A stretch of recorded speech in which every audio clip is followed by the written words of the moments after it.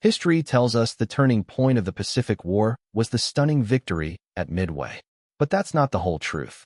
A month before, in the vast, empty expanse of the Coral Sea, America fought a battle that it officially lost. A confusing, desperate fight for a target that wasn't the real prize.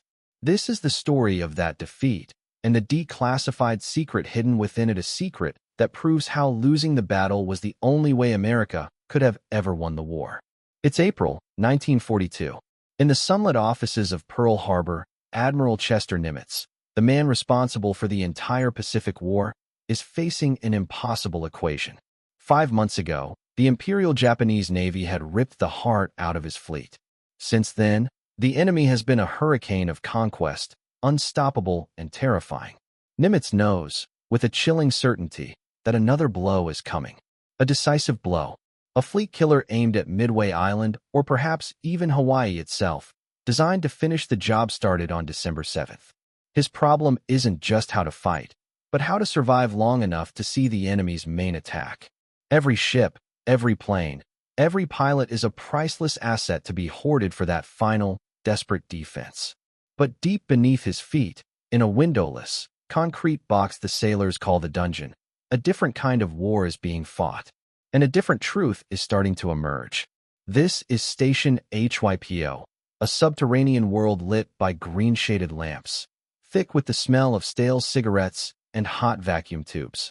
Here, the only sound is the constant, rhythmic whisper of Morse code, siphoned from the ether. Its high priest is Commander Joseph Rochefort, a man possessed. He shuffles through his domain not in a crisp uniform, but in a worn-out smoking jacket and slippers, a phantom haunting his own obsessive creation. His eyes are perpetually red-rimmed, not from lack of sleep, but from the strain of staring into the abyss of enemy intention. For months, Rochefort and his team of cryptanalysts have been listening to the enemy's heartbeat, painstakingly chipping away at their fleet code, JN-25. They know the rhythm of Japanese conquest. But in the second week of April, the music changed.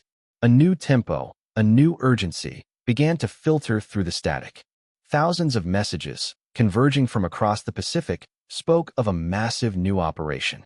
An invasion force, a screening force, and most chillingly, a carrier-striking force, built around two of the deadliest warships on the planet, the fleet carriers Shokaku and Zuikaku, veterans of the Pearl Harbor attack. This wasn't a small island hop. This was a sledgehammer. But every decrypted fragment pointed to a target that didn't exist. An objective designated only by 2 letters MO. The letters were the focal point of an immense gravitational pull. Proceed to MO, rendezvous for MO operation. The ghost objective was driving Rochefort mad.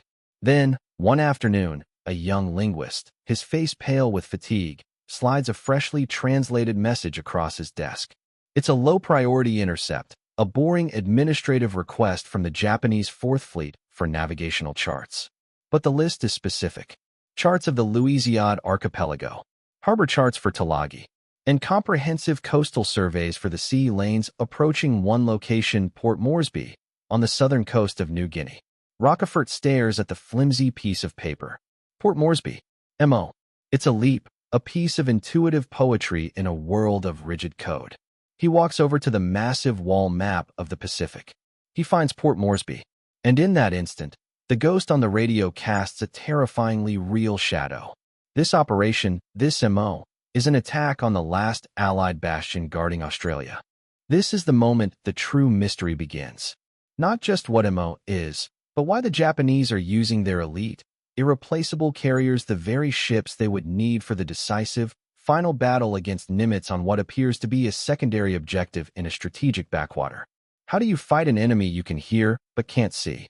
And how do you risk the fate of the entire war on a battle that, by all logic, shouldn't even be the main event? Upstairs, in the clean air of Admiral Nimitz's headquarters, the war feels like a problem of physics and logic. And the loudest voice in this sanitized world isn't coming from the dungeon downstairs, it's clattering in over the teletype from OP-20G in Washington, D.C., the Navy's cryptographic headquarters. To Washington, Rochefort's obsession with this southern phantom was a dangerous distraction. Imagine their perspective, 10,000 miles from the fight. America is reeling. Its fleet is a shadow. The Japanese are bold, audacious, and they think big. Washington's analysts, the best and brightest, looked at the intelligence, the sheer size of the fleet, the presence of the elite carriers Shokaku and Zuikaku, and came to a single, terrifyingly logical conclusion. This was a feint, a brilliant piece of misdirection, a ghost story designed to make the Americans look south, to draw Nimitz's precious few carriers into the strategic backwater of the Coral Sea. Why? To clear the way for the real attack. The main event, the hammer blow they all knew was coming. Another strike on Pearl Harbor, or the invasion of Midway. You don't use a sledgehammer to crack a nut. The plan, so obvious from the safety of a Washington office, was that the MO operation was the Matador's Cape, and the American fleet was the bull, about to be lured into a fatal, foolish charge. Back in the dungeon, this official story felt like a foreign language. Joe Rochefort could feel the truth in the rhythm of the intercepts. A diversion doesn't require thousands of tons of landing craft fuel. A feint doesn't need detailed orders for carrier air patrols over a specific, concentrated area. He and his team were like doctors listening to a patient's heart, hearing a fatal arrhythmia that the specialists, reading the chart from another city, were dismissing as a harmless flutter. He was certain Washington was wrong, but certainty wasn't evidence. He was fighting a battle of realities, and his was losing. Nimitz, caught between these two warring truths, had to make a choice. Washington's analysis promised safety through caution, hold back, protect Hawaii, don't fall for the trap. Rochefort's analysis screamed of imminent peril, act now, gamble everything you have, or lose the entire South Pacific. It was a battle between the intelligence of the distant strategist and the intelligence of the cryptanalyst who hears the enemy whispering his real secrets in the dark. Then Rochefort found his proof. The request for paper maps. Port Moresby. MO. He took this discovery, this thin thread of intuition backed by a single piece of evidence, directly to Nimitz. He laid out the chilling logic: if the Japanese took Port Moresby, they would control the entire Coral Sea. Their bombers would be in range of the Australian mainland. The last line of defense, the last barrier between the Japanese Empire and the complete isolation of Australia, would be gone. This wasn't a diversion. This was the dagger. Let's pause the clock and zoom out to the grand strategic map. Let's understand why this obscure point on the coast of New Guinea, this Port Moresby, suddenly mattered so much. This is the moment for a war college briefing. Imagine the Pacific Ocean is a vast, darkened courtyard. In one corner, a single, battered fortress stands defiant America and its allies. In the opposite corner, a methodical, relentless army is extinguishing every lamp in the yard, one by one. Hong Kong gone. The Philippines gone. Singapore, the Dutch East Indies, Burma, all plunged into darkness. Now, look at the bottom of the map, at the continent of Australia. It's the last lamp still burning in the south, a massive, unsinkable aircraft carrier and staging ground for the eventual Allied counterattack. But a fortress is useless if it's cut off. The lifeline, the sea lanes connecting America to Australia, is everything. The Japanese High Command understands this. They can't invade Australia directly, it's too big, too costly. But they can sever that lifeline. They can isolate it, starve it, and let it wither. To do this, they need to build a fence of island airbases across the South Pacific. They already hold Rabaul. The next post hole is Tulagi and the Solomons. And the final, critical anchor point, the one that would allow them to slam the gate shut, is Port Moresby. Taking Port Moresby is a master chess move. From there, Japanese bombers can dominate the Coral Sea and choke off the vital supply line, keeping Australia alive. If Moresby falls, Australia is neutralized. If Australia is neutralized, America loses its only forward base from which to launch the great counteroffensive. The war might not be lost, but it would be lengthened by years, paid for with hundreds of thousands of additional lives. This is what Rochefort showed Nimitz. And this is why Nimitz, on April 29th, made his choice. He sided with the dungeon. He picked up the phone and gave an order that must have felt like pushing his last stack of chips into the middle of the table. He directed every available carrier he had, the USS Lexington and the USS Yorktown, to converge in the uncharted waters of the Coral Sea. He was sending his entire fleet, his only fleet, into a ghost story.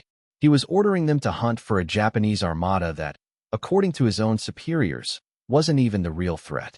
The greatest naval gamble of the war to date was on, and it was based on the hunch of a man in a smoking jacket who believed he'd found the enemy's soul hiding on a paper map. The Coral Sea. It's a vast, empty expanse of deep blue water, a theater of operations larger than Western Europe. For the American sailors aboard the carriers Lexington and Yorktown, steaming into this void in the first days of May, it must have felt like sailing off the edge of the world. They were the hunters, but they were also the bait. Their only guide was the disembodied voice of Station HYPO, whispering intelligence estimates across thousands of miles of ocean. The American force, Task Force 17, was commanded by Rear Admiral Frank Jack Fletcher, a solid, dependable cruiser admiral thrown into the strange new world of carrier combat.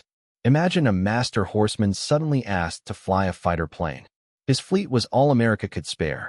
The Yorktown, quick and nimble, but with a green air group.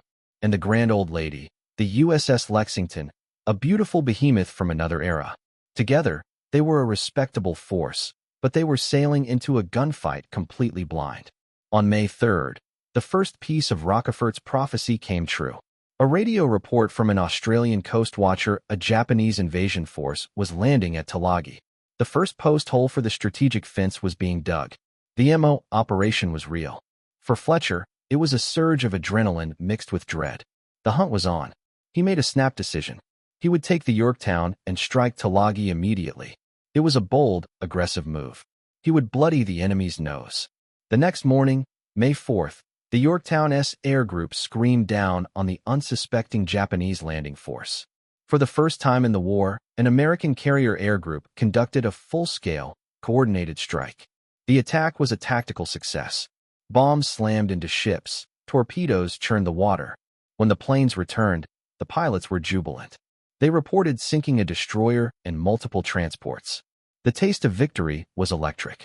Fletcher, receiving the glowing reports, felt a surge of optimism.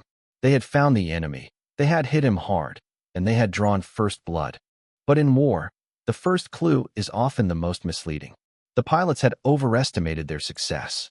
And Fletcher, in his eagerness for a victory, had just fired a flare into the dark, announcing his exact position to an enemy who was far larger, far more experienced, and now, very, very angry. The commander of the Japanese carrier striking force, Vice Admiral Takeo Takagi, aboard the carrier Zikaku, now knew without a doubt that an American carrier was nearby. The hunter had become the hunted. The Coral Sea now transformed from a hunting ground into a deadly game of hide-and-seek. Imagine two blindfolded giants in a vast, empty room, each one swinging a club, listening for the faintest sound of the other's footsteps. For the next 2 days, May 5th and 6th, the fleets maneuvered through squalls and low cloud cover, each launching swarms of search planes, desperate for a glimpse of the enemy.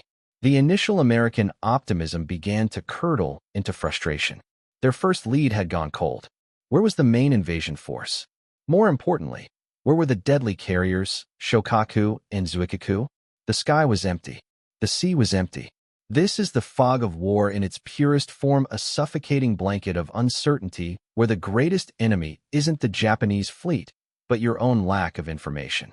The Japanese, however, weren't just searching blindly. They were executing a plan of breathtaking complexity. Their operation was divided into multiple, interlocking parts. They had the Tulagi Invasion Group. They had the main Port Moresby Invasion Group, protected by the light carrier Shoho. And lurking somewhere to the northeast was the main event Takagi's carrier striking force, the Kido Butai, the very same elite fleet that had shattered the silence at Pearl Harbor. They were the Overwatch, the powerful queen on the chessboard, ready to sweep in and annihilate any American force that dared to interfere. Fletcher, by contrast, was simply trying to find anything to hit. The Japanese plan, which looked so clear on Rochefort's map, had dissolved into a confusing mess of shadows and rumors. Then, on the evening of May 6th, the Americans got what they thought was a lucky break.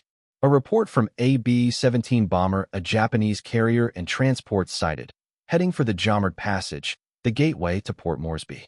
This was it. Fletcher gave the order at dawn. All available aircraft from both carriers would launch a full strike. But the map in the B-17 pilot's mind was a lie. He was young, inexperienced, and had misidentified what he'd seen. The intelligence that Fletcher was now betting his entire fleet on was fundamentally, catastrophically wrong. He was about to send his 93 irreplaceable aircraft on a wild goose chase. And at that very moment, Admiral Takagi's search planes, flying a more disciplined pattern, were getting closer. The Japanese weren't just reacting. They were luring the Americans in, confident that their own powerful carriers remained unseen, unheard, and ready to strike the fatal blow. Dawn, May 7th. On the flight decks of the Lexington and Yorktown, it's a controlled explosion of noise and activity. 93 aircraft dive bombers, torpedo planes, and their fighter escorts roar off the decks, forming up into a massive, angry swarm, and turn west, towards the coordinates where they believe the Japanese lie. But war is a game of chance. As the American strike thundered west, one of Fletcher's own scout planes, flying a different pattern far to the east, broke radio silence. The pilot, Lieutenant Commander William Birch, was a meticulous, experienced observer. Through a break in the clouds, he spotted the telltale wake of a Japanese carrier. Not a transport, but a carrier, moving fast. On the Lexington S flag bridge, it was a moment of intense calculation. 2 contacts. One to the west, from the B-17. One to the east, from their own scout. Which was the real threat? Their main strike was already airborne, burning precious fuel. A junior officer on Fletcher's staff, Lieutenant Commander A. James Jimmy Thatch, a brilliant aviator, made the connection. He cross-referenced the news sighting with the decrypts from station HYPO. Rochefort's team had been tracking the call signs. The main invasion force was known to be accompanied by the light carrier Shoho. The heavy carriers, Shokaku and Zuikaku, the real killers, operated separately. Suddenly, the breakthrough. The B-17 pilot had almost certainly seen the transports. Birch's contact to the east that had to be the Shoho. It was the advance guard. Sinking it would be like taking out the enemy's forward sentry. It was a staggering piece of battlefield analysis, connecting a pilot's fleeting glimpse with the faint, electronic whispers from a basement half a world away. Fletcher, trusting his men, made the electrifying decision. He redirected the entire airborne strike force. Over the radio, new coordinates were barked out. The great swarm of American planes banked in a huge, deadly arc and turned east. They were no longer hunting for transports. They were hunting for their first enemy carrier. For the first time in the Pacific War, an American carrier fleet was about to go head-to-head with a Japanese one. Lieutenant Commander Robert Dixon, leading the dauntless dive bombers from the Lexington, scanned the ocean below. The fuel gauges were dropping. Doubt was creeping in. Then, his wingman's voice crackled, sharp and electric target sighted. And there it was. The Japanese light carrier Shoho, utterly unaware of the storm about to break over her head. She was in the middle of launching her own planes. They had achieved total, complete surprise. What followed was less a battle and more an execution. It was the violent, explosive release of months of pent-up frustration and the desire for payback that had been simmering since Pearl Harbor. The dauntless dive bombers peeled off first, rolling into their near-vertical dives, walking a line of explosions down the Shoho-S flight deck. The deck, packed with fueled and armed aircraft, erupted in a chain reaction of fire. Then came the devastator torpedo planes, skimming the waves. With the Shoho-S defenses shattered, they had a clear run. Torpedoes slammed into her hull, the sea pouring into the heart of the vessel. Within minutes, the Shoho was a burning, sinking wreck, shrouded in a greasy black pillar of smoke that could be seen for 50 miles. As the American planes pulled away, Bob Dixon keyed his radio. He broadcast a message that would become legendary. "Scratch one flat top," he said. Dixon to carrier, "Scratch one flat top." Back on the Lexington, the message was greeted with a roar of triumph. They had done it. They had sunk a Japanese aircraft carrier. The myth of Japanese invincibility was shattered. But as the adrenaline began to fade, a more sober truth settled in. This was a victory against the enemy's light forces. The Shoho was the pawn, not the queen. Sinking it had been a crucial, necessary blow, but it had also been a very loud one. The main Japanese carrier force, the Kido Butai with Shokaku and Zuikaku, was still out there. They had remained hidden. And now, Thanks to Dixon's triumphant radio call and the frantic distress signals from the sinking Shoho's escorts, they knew exactly where the American fleet was. The Americans had just won a battle. But in doing so, they had revealed a catastrophic flaw in their own position. The cheers on the Lexington's bridge died down, replaced by a tense silence as every man, from Admiral Fletcher down, realized the same chilling fact: the real fight was just about to begin, and they were now the ones who were going to be hunted. Admiral Takagi now had what every carrier commander dreams of: a confirmed location on the enemy. The sinking of the Shoho was an acceptable loss. It had served its purpose. It was the sacrificial bait that had drawn the American carriers out of hiding. Now, he could deliver the killing stroke. He gave the order. Shokaku and Zuikaku turned into the wind. Within minutes, a select group of his best pilots, veterans of Pearl Harbor, were climbing into the darkening sky, heading south. They were an elite team of assassins, sent to finish the job. Back on the American carriers, elation was replaced by the grim reality of their own vulnerability. Fletcher knew the counterpunch was coming. The sun was setting. Carrier operations at night were almost unheard of, a wildly dangerous proposition. The conventional wisdom, the established doctrine, was that both fleets would disengage and resume the search at dawn. This was the plan on paper, the logical, sensible, textbook way to fight. But the enemy, as always, refused to read the same textbook. The American fleet's radar operators were the first to see it.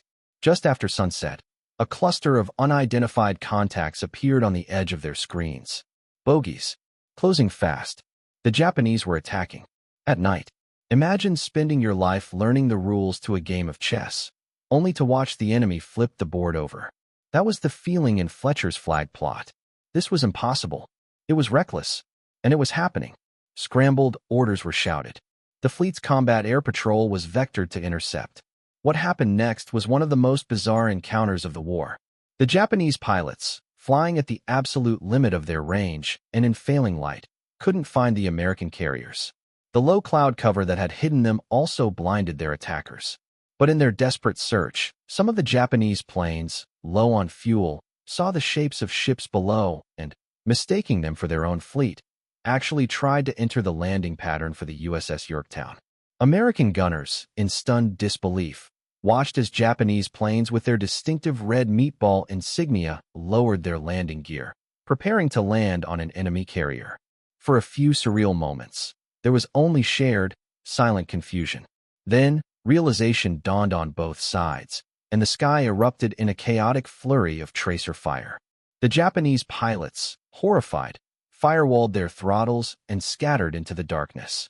The system, the official doctrine, had declared that a night attack was a foolish gamble. And for a moment, it looked like the system was right. The attack was a failure. The American fleet was safe. A collective sigh of relief went through the task force. But the truth was far more complicated. The failed attack was a terrifying preview. It told Fletcher that his enemy was aggressive, highly skilled, and willing to break every rule to win. And more importantly, the scattered Japanese planes, now desperately trying to find their way home, were broadcasting their positions. For the first time, American radio direction finders got a solid, reliable fix on the location of the Kido Butai. The system hadn't saved them. It had only delayed the inevitable. The failed attack had given away the enemy's exact location. The board was set for the final, brutal confrontation at dawn. There would be no more hiding, no more searching. At sunrise, the two giants would finally see each other, and only one would be left standing. This is the moment of truth. The long, dark night of May 7th, where the cold arithmetic of war replaces the hot adrenaline of combat. On the bridge of the Lexington, Admiral Fletcher and his staff now possess the one piece of information they have been bleeding to: find the precise location of the Japanese heavy carriers. They have the enemy pinned on the map. The path forward seems obvious, brutally simple. Launch a night attack. Send in the torpedo bombers under the cover of darkness. A night strike would be unexpected, devastating, and could potentially end the battle before the sun ever rose. It would be a mirror image of the enemy's own aggression, a willingness to risk everything for a decisive victory. This is the argument of the young, aggressive aviators. They can feel the opportunity, a singular chance to cripple the Imperial Japanese Navy. They are pushing, almost begging, to be unleashed. But Fletcher is not an aviator. He is a surface warfare admiral. His entire career has been built on caution, on doctrine, on the meticulous physics of big ships and big guns. He sees not just the opportunity, but the immense, terrifying risk.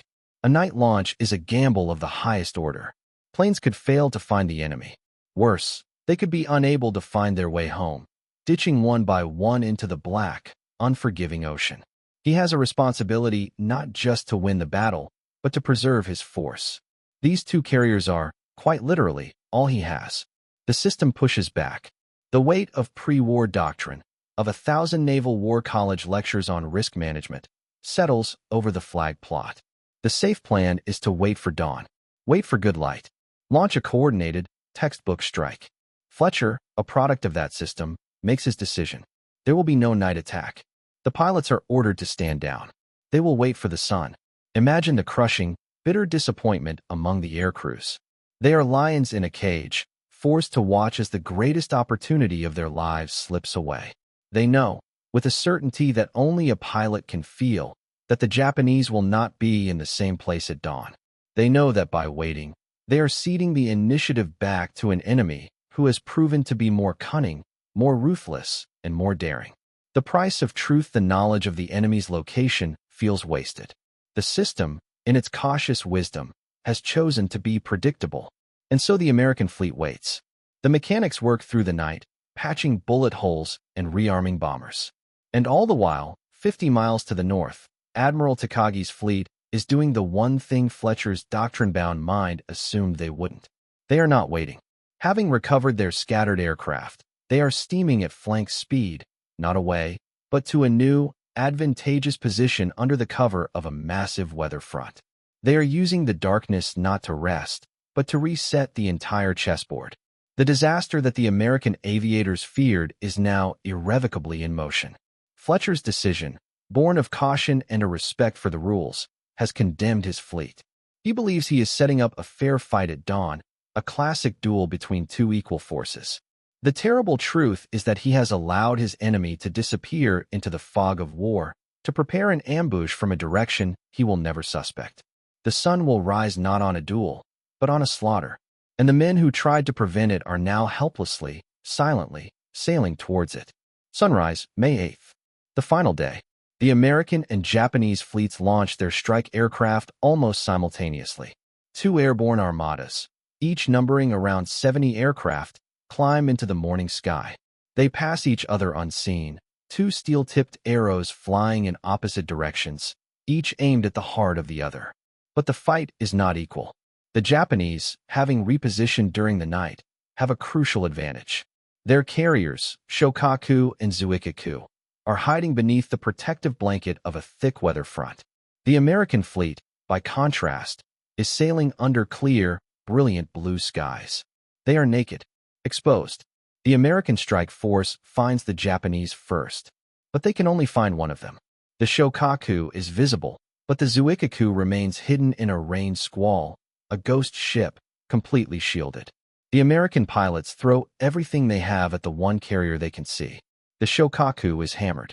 3 bombs smash into her flight deck, turning it into a twisted, burning ruin. She is put out of action, a wounded giant. But her sister ship, the Zuikaku, remains untouched, a pristine and fully operational weapon. Minutes later, the Japanese find the American fleet. And for them, the view is sickeningly perfect.